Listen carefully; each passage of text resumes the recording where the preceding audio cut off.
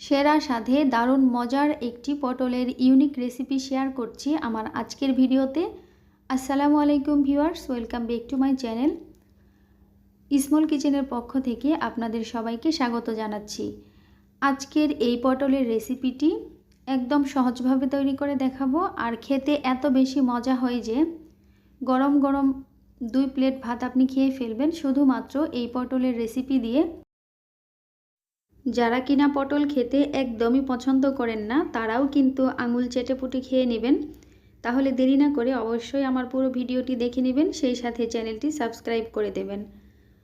এর জন্য আমি এখানে 5 পিস পটল নিয়েছি, আর দেখতেই পাচ্ছেন পটলগুলো আমি খুব ভালো করে উপরের যে একটা আবরণ থাকে সেটা চেঁচে ফেলে দিয়েছি। আমি কিন্তু ছিলে নেইনি।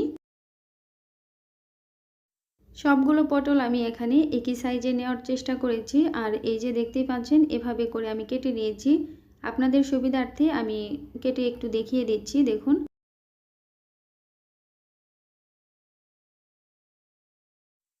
খুব বেশি কঠিন কিছু না, আপনারা দেখতেই পাচ্ছেন আমি কিভাবে কেটে নিচ্ছি। আর আপনারা চাইলে বটির পরিবর্তে ছুরি দিয়েও কেটে নিতে পারেন। এভাবে করে একটা পাশ কাটা হয়ে গেলে তারপর অপোজিট সাইডটাও আমি কেটে নিচ্ছি।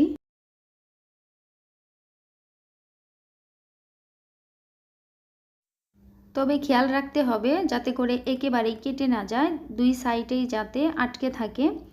তো এই তো দেখতেই পেলেন আমি কিভাবে কেটে নিলাম, আমার কাটা হয়ে গিয়েছে। আর সেমভাবেই সবগুলো পটল আমি কেটে নেব। এবারে হাঁড়িতে কিছুটা পানি গরম হতে দিয়ে তারপর এখানে পরিমাণ মতো লবণ, হলুদ আর মরিচের গুঁড়া দিয়ে দিলাম। পরিমাণটা আপনারা দেখে বুঝতেই পারছেন, অল্প পরিমাণেই দিতে হবে। এবারে কেটে রাখা পটলগুলো আমি এই পানিতে দিয়ে দিলাম। এই পানিতে আমি পটলগুলো সেদ্ধ করে নেব, আর এর জন্য ঢাকনা দিয়ে ঢেকে মিডিয়াম আঁচে জাল করে নিতে হবে। খুব বেশি হাই হিটে জাল করব না। বেশ কিছুক্ষণ জাল করে আমি খুব ভালো করে পটলগুলো সেদ্ধ করে নিয়েছি। দেখতেই পাচ্ছেন এটা কিন্তু অনেকটাই নরম হয়ে এসেছে, একদম সেদ্ধ হয়ে গিয়েছে। এবারে আমি কড়াইটা ধুয়ে পরিমাণ মতো তেল দিলাম। তেলটা গরম হয়ে এলে আমি আগে থেকে সেদ্ধ করে রাখা পটলগুলো দিয়ে দিচ্ছি। এবারে মিডিয়াম আঁচে এই পটলগুলো ভেজে নিতে হবে। খুব বেশি হাই হিটে ভাজলে কিন্তু উপরটায় পুড়ে যেতে পারে। তো চেষ্টা করবেন মিডিয়াম আঁচেই ভেজে নেওয়ার জন্য। এপাশ ওপাশ করে খুব ভালো করে ভেজে নিচ্ছি। আর এখন পর্যন্ত আমার ভিডিওটি আপনারা যারা দেখছেন আপনাদের সবাইকে অসংখ্য ধন্যবাদ জানাচ্ছি। প্লিজ আমার চ্যানেলটি সাবস্ক্রাইব করবেন, লাইক কমেন্ট শেয়ার করবেন। সেই সাথে আমার চ্যানেলে আরও বিভিন্ন ধরনের রান্নার ভিডিও আছে, সেগুলো দেখে আসার অনুরোধ রইল। তো বেশ কিছুক্ষণ ভেজে নেওয়া হয়ে গেলে এখন আমি এখানে 3-4টির মতো শুকনা মরিচ দিয়ে দিলাম। তো শুকনা মরিচটা ভেজে উপরে উঠিয়ে রাখলাম, আর সেম কড়াইতেই আমি কিছুটা পেঁয়াজ কুচি দিয়ে দেব। এখানে ছোট সাইজের 4-5টির মতো পেঁয়াজ কুচি আছে। এবারে এই পেঁয়াজটা গোল্ডেন ব্রাউন কালার করে একটু ভেজে নিচ্ছি। চাইলে এই পেঁয়াজ কুচির উপরে সামান্য একটু লবণ ছিটিয়ে দিতে পারেন, তাহলে খুব তাড়াতাড়ি পেঁয়াজটা সফট হয়ে আসবে। তো দেখতেই পাচ্ছেন পেঁয়াজটা কিন্তু অনেকটাই ভাজা হয়ে এসেছে। এখন আমি এই পটলের সাথে একদম খুব ভালো করে মিশিয়ে নিচ্ছি, আর একসাথেই সবগুলো এখন ভেজে নেব। পটলের রেসিপিটি একদম রেডি হয়ে গিয়েছে, এর থেকে বেশি ভাজার আর কোনো দরকার নেই। আমি চুলাটা অফ করে নামিয়ে নিচ্ছি।